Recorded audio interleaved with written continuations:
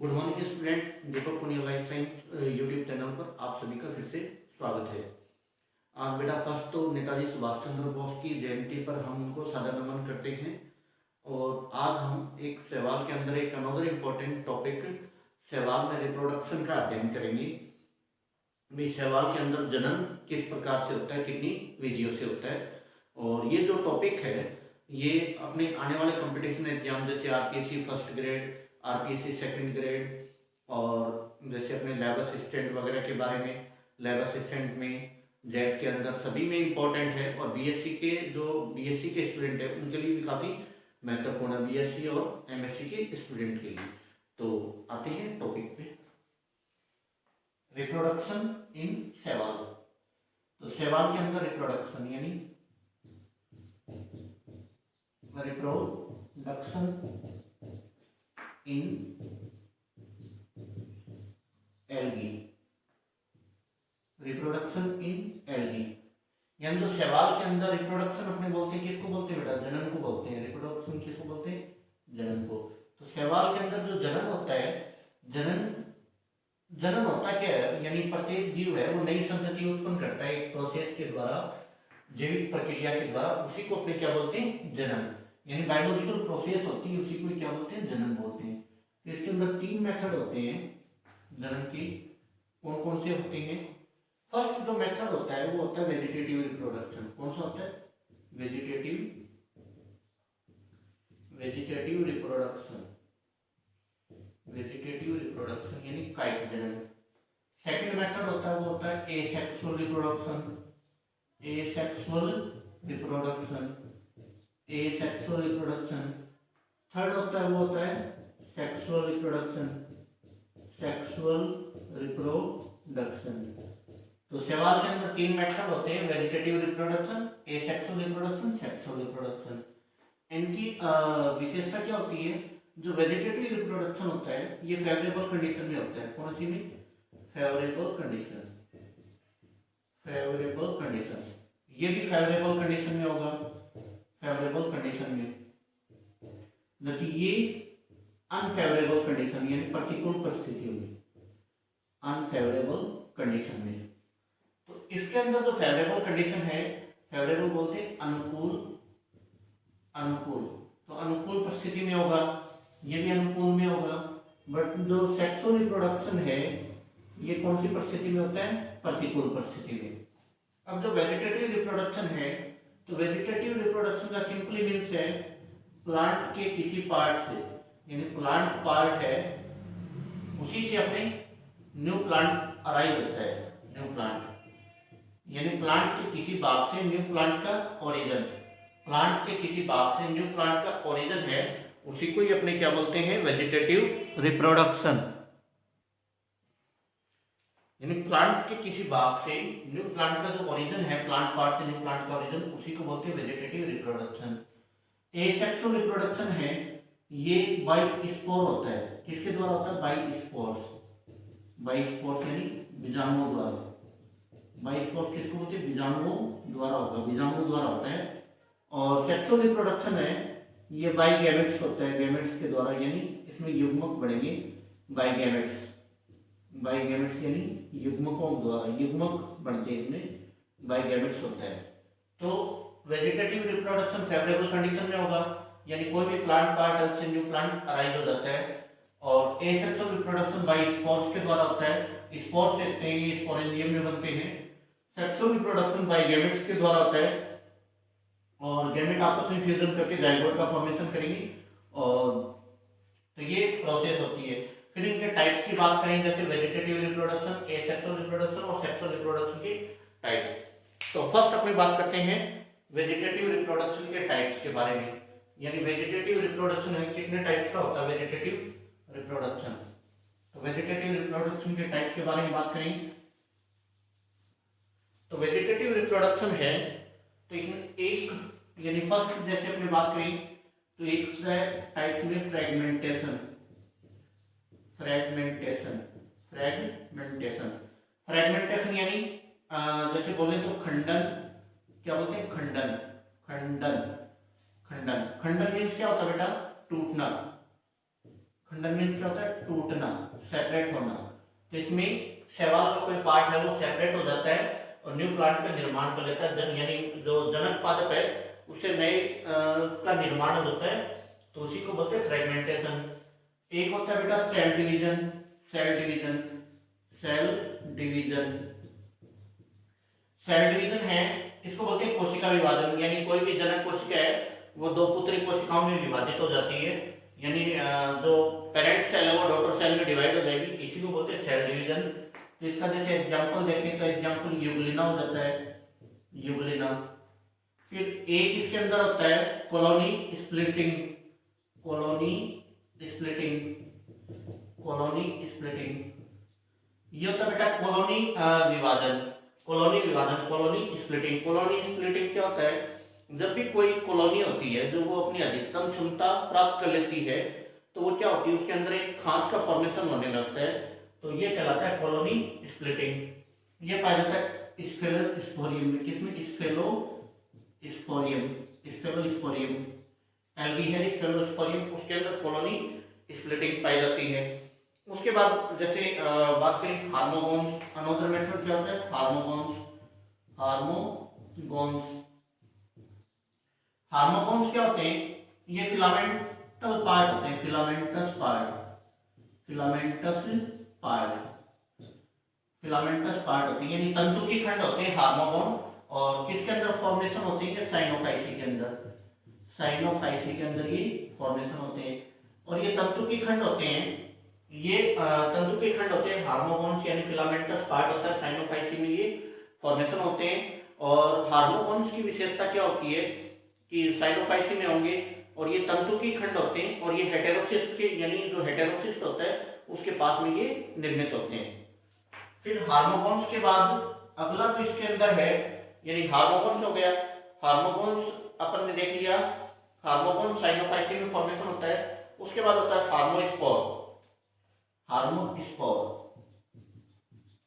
हार्मोस्पोर, हार्मोस्पोर है, ये कैसे होते हैं? थिक वाल्ड स्ट्रक्चर होते हैं, थिक वाल्ड, यानी मोटी भित्ति युक्त, और ये किसमें फॉर्मेशन होते हैं? ये भी साइनोफाइसी के अंदर ही फॉर्मेशन होते हैं, मोटी भित्ति युक्त संरचना होती है हार्मोस्पोर, थिक वाल्ड स्ट्रक्चर होती है साइनोफाइसी में।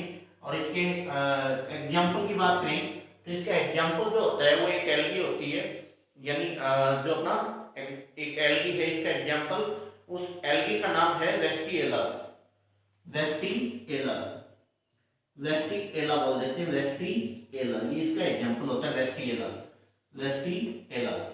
तो हार्मोस्पोर भी मोटी भित्ति युक्त होते हैं, साइनोफाइसी में फॉर्मेटिव होते हैं, साइनोफाइसी जो मेंबर जो वर्ग क्लास है एल्गी की, उसके अंदर मोटी भित्ति युक्त संरचना बनती है, उसको क्या होती है? हार्मोस्पोर। फिर उसके बाद एक होता है बाइट्यूबर, बाइट्यूबर, ट्यूबर। तो बाइट्यूबर ये कारा के अंदर स्ट्रक्चर फॉर्मेशन होती है। ट्यूबर क्या होता है? ट्यूबर एक रिजर्व फूड, यानी संचित भोजन, ये संरचना होती है ट्यूबर, जिसके अंदर भोजन संचित रहता है। तो ये भी किसके अंदर फॉर्मेशन होता है? कारा के अंदर। एक संरचना होती है यानी बाइप्रोटोनिमा, बाइप्रोटोनिमा, बाइप्रोटोनिमा, यानी प्राथमिक तंतु के द्वारा। ये जो प्राथमिक तंतु है ये भी किसके अंदर फॉर्मेशन होगा? ये भी कारा के अंदर पाई जाती है स्ट्रक्चर, यानी प्राथमिक तंतु के द्वारा। तो ये भी संरचना किसके अंदर मिलेगी? कारा के अंदर। फिर इसके बाद एक अनोदर है, जैसे अपने बात करें बाइबुल्बिल्स, बाइबुल्बिल्स, बाइबुल्बिल्स, बाइबुल्बिल्स। तो ये भी आधारी भाग में फॉर्मेटिव होती है बुल्बिल्स स्ट्रक्चर। और बुल्बिल्स भी कैसी होती है? ये जैसे वेजिटेटिव स्ट्रक्चर है बुल्बिल्स, और बुल्बिल्स का फॉर्मेशन किसके अंदर होता है? कारा के अंदर। किसके अंदर होता है? कारा के अंदर। ये भी न्यू प्लांट का ओरिजिन करते हैं बुल्बिल्स। बुल्बिल्स के बाद अपने अनदर स्ट्रक्चर की बात करें तो जैसे अपने इसके अंदर बात करते हैं एमाइलम स्टार, एमाइलम स्टार। तो एमाइलम स्टार से ये भी संचित भोजन युक्त संरचना होती है, और इसमें रिजर्व फूड क्या होता है? एमाइलम स्टार, एमाइलम स्टार इसमें रिजर्व फूड होता है, एमाइलम स्टार, एमाइलम स्टार इसमें रिजर्व फूड होता है। और एमाइलम स्टार किसके अंदर फॉर्मेशन होते हैं? कारा के अंदर। किसके अंदर फॉर्मेशन होते हैं? कारा के अंदर। तो ये सारी स्ट्रक्चर कैसी बेटा वेजिटेटिव है, जैसे फ्रेगमेंटेशन टूटना, सेल डिवीजन यानी जो पेरेंट सेल है वो डॉटर सेल में डिवाइड हो जाएगी, कॉलोनी स्प्लिटिंग यानी कॉलोनी के अंदर एक फुरो यानी खांच का फॉर्मेशन हो जाता है, हार्मोगोन फिलामेंटस पार्ट होता है, हार्मोस्पोर थिक वाले स्ट्रक्चर होती है, बाइट्यूबर यानी संचित भोजन युक्त संरचना होती है, बाइप्रोटोनिमा के द्वारा बाइबोबिल्स ये कारा में, एमाइलिन स्टार संचित भोजन एमाइलिन स्टार के रूप में किसे पाया जाता है, कारा के अंदर। फिर इसके बाद अपने बात करें सेकंड यानी एसेक्सुअल रिप्रोडक्शन की बात करते हैं। तो एसेक्सुअल रिप्रोडक्शन यानी जो एल्गी के अंदर एसेक्सुअल रिप्रोडक्शन की बात करें तो एसेक्सुअल रिप्रोडक्शन अपने को पता है किसके द्वारा होता है, बाय स्पोर्स के द्वारा होता है। और स्पोर्स है ये भी कौन सी कंडीशन में बनते हैं, यानी फेवरेबल कंडीशन होगी उसमें स्पोर का फॉर्मेशन होगा।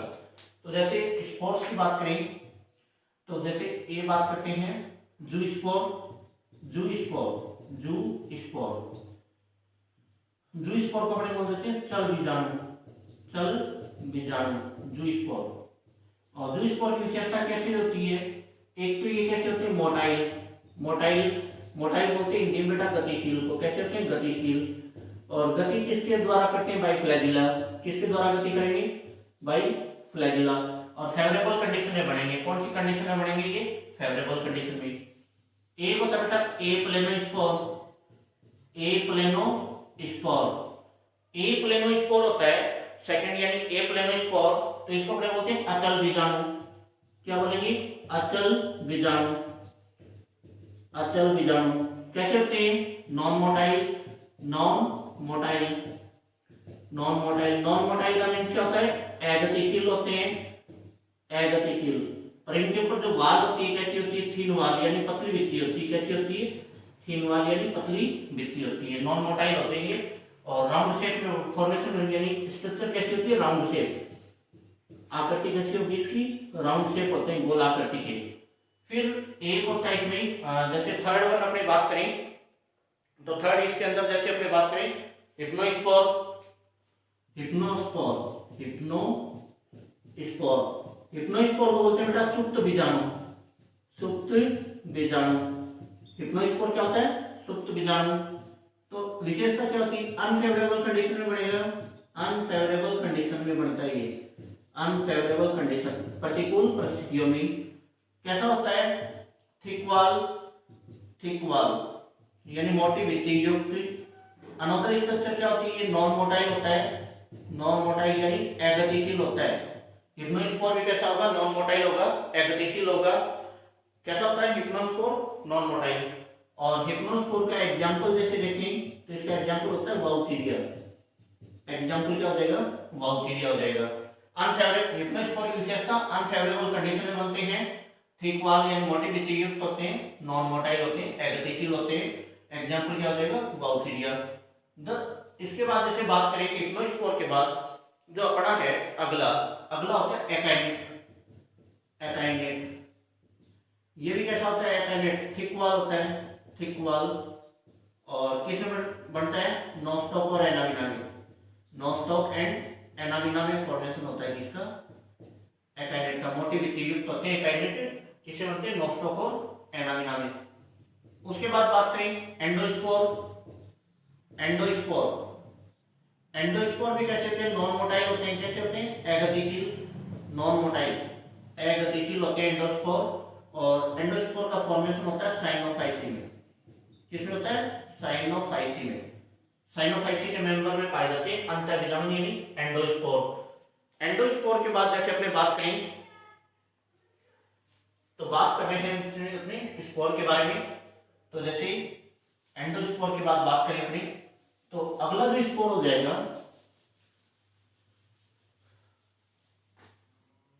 अगला स्पोर है बेटा ओटोस्पोर। अगला स्पोर कौन सा हो जाएगा, ओटोस्पोर, ओटोस्पोर। ये जो ओटोस्पोर होता है ये ए प्लेनोस्पोर के इक्वल होता है, किसके इक्वल होता है, ए प्लेनोस्पोर के इक्वल होता है, इसके समान ही होता है। ए प्लेनोस्पोर के साइज में थोड़ा छोटा होता है ओटोस्पोर। ओटोस्पोर के बाद अगले स्पोर की बात करें वो होता है एक्सोस्पोर, एक्सोस्पोर। एक्सोस्पोर को बोलते हैं बहिर्बीजाणु, क्या बोलते हैं, बहिर्बीजाणु, बहिर्बीजाणु। जो एक्सोस्पोर होता है ये भी नॉन मोटाइल होता है, कैसा होता है, नॉन मोटाइल, नॉन मोटाइल होता है। और एक्सोस्पोर किसे मिलता है? एक्सोस्पोर के एग्जांपल की बात करें, केमीसाइफोन में मिलता है ये।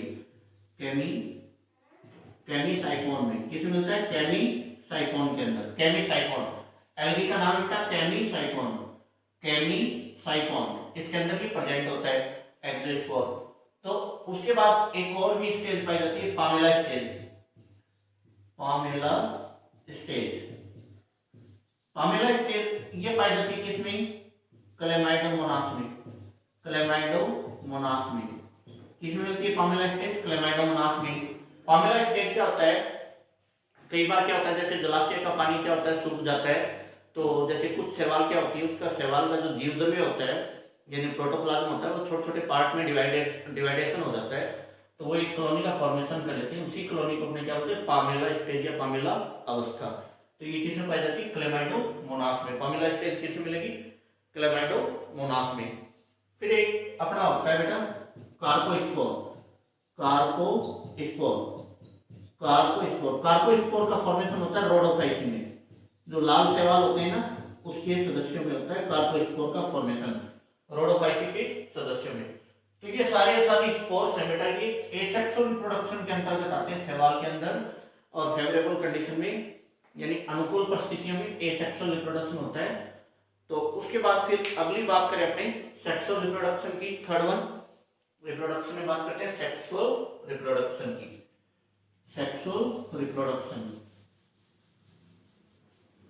सेक्सुअल रिप्रोडक्शन फर्स्ट बेटा वेजिटेटिव पढ़ लिया। तो सेक्सुअल रिप्रोडक्शन है ये अनफेवरेबल कंडीशन यानी प्रतिकूल परिस्थितियों में होता है। अनफेवरेबल कंडीशन,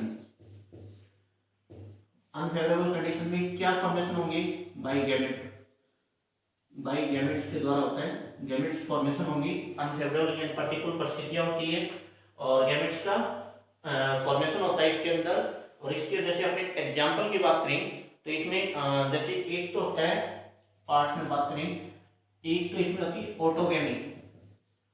ऑटोगेमी सवक युग्मन, सवक युग्मन। ऑटोगेमी क्या होती है? इसमें कोई भी पेरेंट्स है यानी पेरेंट्स, वो डिवाइड किसमें हो जाएगा बेटा? डॉटर सेल में, डॉटर सेल में। और ये डॉटर सेल आपस में गैमेट की तरफ फ्यूज होकर किसका फॉर्मेशन कर लेंगी? जाइगोट का फॉर्मेशन कर लेंगी। यानी पेरेंट्स है वो किसमें डिवाइड होगा? डॉटर सेल में। डॉटर सेल किसका फॉर्मेशन कर लेगी? जाइगोट का। तो इसका एग्जाम्पल हो जाएगा सबका युग्मन का डाई एटम्स। एग्जाम्पल क्या होता है? Di atoms. सबका युग्मन का एग्जाम्पल क्या होता है? Di atom. फिर एक होता है बेटा होलोगेमी। होलोगेमी, होलोगेमी पूर्ण युग्मन बोलते हैं। होलोगेमी पूर्ण युग्मन। होलोगेमी क्या होता है? यानी इसके अंदर कोई भी एक यूनिसेलुलर एल्गी, यूनिसेलुलर एल्गी यानी ये क्या करेगी? जब इसका वेजिटेटिव जो फेज है वो कंप्लीट हो जाएगी तो ये किसके रूप में वर्क करेगी? ये गैमेट के रूप में व्यवहार करेगी। किसके रूप में व्यवहार करेगी? गैमेट के रूप में।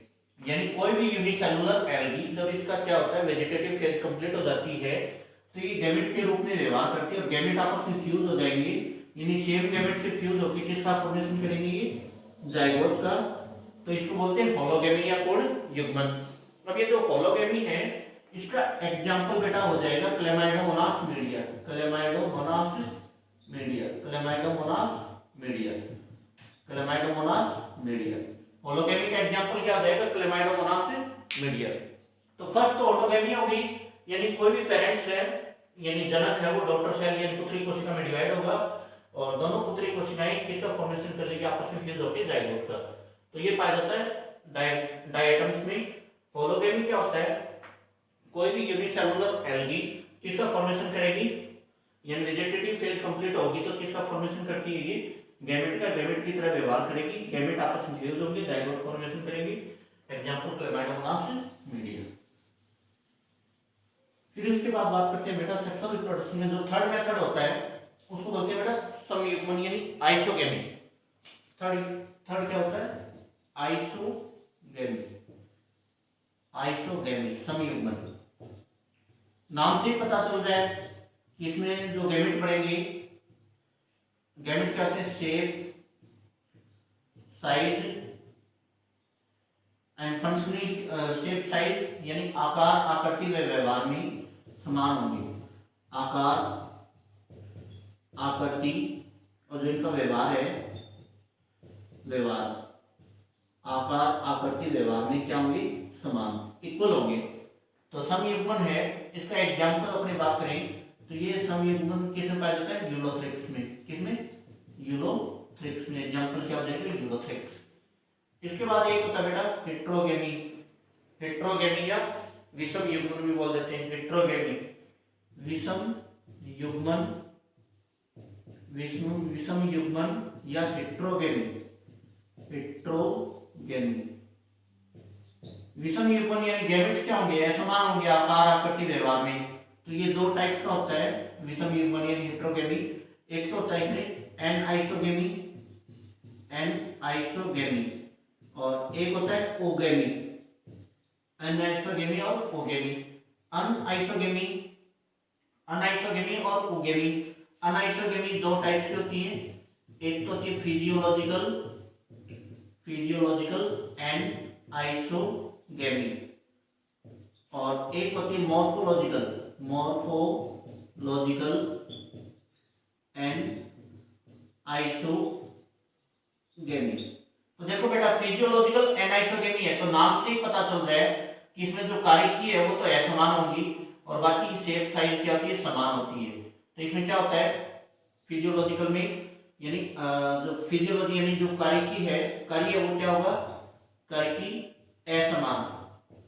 कारिकी क्या होती है? असमान होती है। कारिकी असमान होती है, बाकी सेम होता है, आकार, आकृति सेम होती है। और इसका एग्जाम्पल हो जाएगा फिजियोलॉजिकल जो एनाइसोगेमी है, इसके एग्जाम्पल की बात करें तो एग्जाम्पल हो जाता है एक्टोकार्पस, एक्टोकार्पस सिलिकुलोसस, सिलिकुलोसस। एग्जाम्पल देख लेना, एक्टोकार्पस सिलिकुलोसस। मॉर्फोलॉजिकल यानी आकारिकी असम युग्मन। एनाइसोगेमी को बेटा हिंदी में बोलते हैं असम युग्मन, असम युग्मन। तो मॉर्फोलॉजिकल में क्या होता है? तो पता है मॉर्फोलॉजी यानी आकारिकी असमान है। क्या है? मॉर्फोलॉजी यानी आकारिकी असमान, मॉर्फोलॉजी असमान है, बाकी कार्य क्या होगा? इसमें समान होगा। आकारिकी असमान है तो इसको बोलते हैं मॉर्फोलॉजिकल एनाइसोगेमी। आकारिकी जैसे एक गैमेट है, एक गैमेट तो कैसा होगा? एक्टिव। एक गैमेट कैसा होता है? एक्टिव, यानी एक्टिव होता है एक गैमेट एक्टिव, और एक गैमेट कैसा होता है? Non active, non active. तो ये बोलते हैं यानी एक गैमेट एक्टिव होगा, एक गैमेट नॉन एक्टिव होगा। तो आकारिकी असमान होती है इसके अंदर, इसमें मॉर्फोलॉजिकल एनाइसोगेमी में। फिर बात करते हैं जैसे अपने, तो ये तो बात हो गई कि इसकी अपने एनाइसोगेमी असम युग्मन की दो प्रकार का, physiological anisogamy, morphological anisogamy. Physiological मतलब फिजियोलॉजी यानी इसकी कारिकी असमान होगी, कार्य असमान होते हैं। मॉर्फोलॉजी यानी आकार असमान होंगे, बाकी कार्य समान होंगे। गैमेट इसमें एक एक्टिव होगा, एक इसमें गैमेट नॉन एक्टिव होगा। फिर उसके बाद बात करें अपने जैसे ओगेमी की बात करें, oogamy, oogamy, oogamy, oogamy, oogamy को हिंदी में बोलते हैं बेटा अंड युग्मन। ओगेमी को हिंदी में बोलते हैं अंड युग्मन। क्या बोलते हैं? अंड युग्मन, अंड युग्मन। ओगेमी, ओगेमी, ओगेमी को बोलेंगे अंड युग्मन, अंड युग्मन। तो इसमें क्या होता है? एक गैमेट है, एक गैमेट,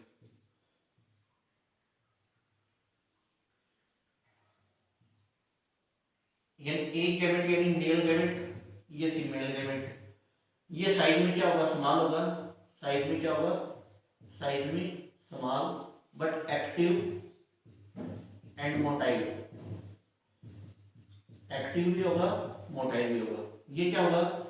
साइज कैसी होगी? Large size, large size, non motile, non motile.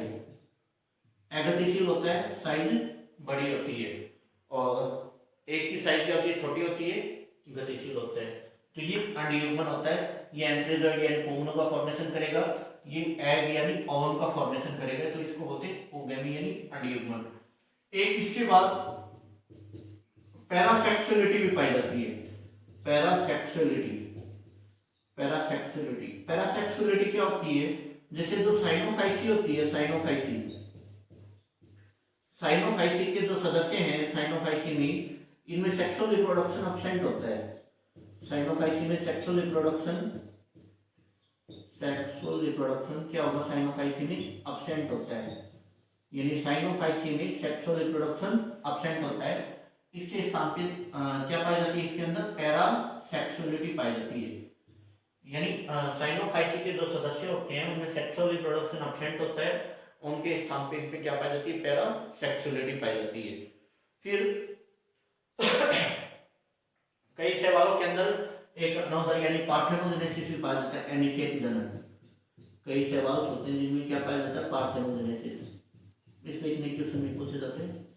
तो मोस्टली जैसे पैरासेक्सुअलिटी किसे मिलेगी? साइनोफाइसी के सदस्यों में, क्योंकि इनके अंदर लैंगिक जनन अब्सेंट होता है। किसमें? साइनोफाइसी में लैंगिक जनन अब्सेंट होता है। तो बेटा आज अपन ने पढ़ा किसके बारे में? रिप्रोडक्शन के बारे में पढ़ा। रिप्रोडक्शन के टाइप यानी vegetative reproduction, sexual reproduction and asexual reproduction. तो नेक्स्ट क्लास के अंदर अपने पढ़ेंगे इकोनॉमिक इंपॉर्टेंस एंड जो लाइफ साइकिल होती है, एल्गल लाइफ साइकिल, उसके बारे में पढ़ेंगे।